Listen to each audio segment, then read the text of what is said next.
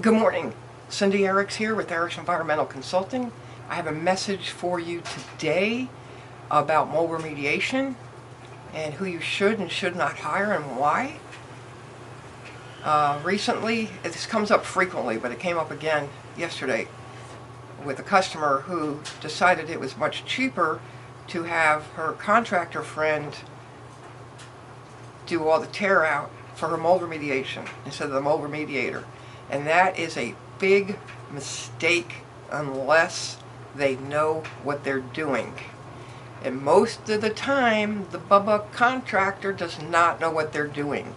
Even some of the best building contractors who do remodeling and repairs don't know how to properly contain rooms where building materials are being torn out that have been damaged by mold.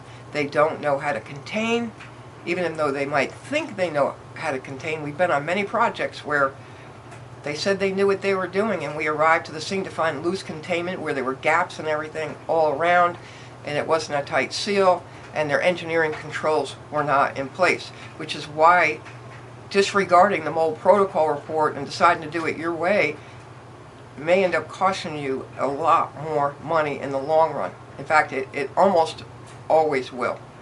There's an exception to everything I say.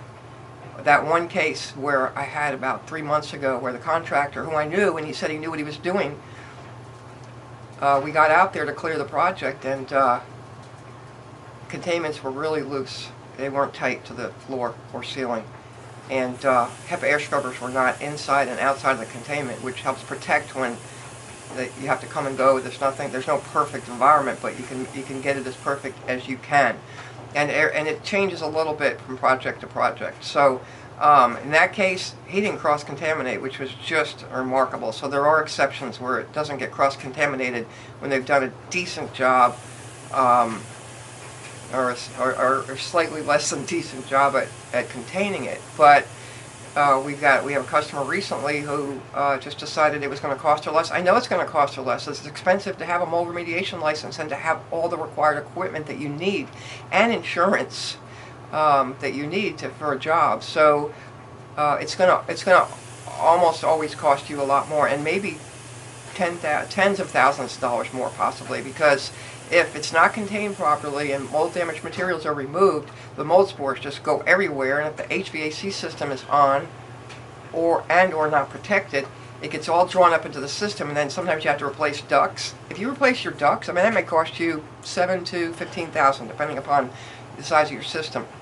And the cleaning of the HVAC in detail down to every nut and bolt and everything inside the air handler unit. So that's expensive. That can run $400 to $600 to clean one of those. So right there you got $10,000, not including wiping down all the other rooms that the mold spores got on surfaces. So you can add another $3 or $4 a square foot for every surface, floors, walls, ceilings. Okay, every fixture has to be wiped down. It's just crazy how much more money it could cost if you don't hire a certified, licensed, if you're in the state of Florida, and experienced and trained. We have a lot of untrained mold remediation teams out there.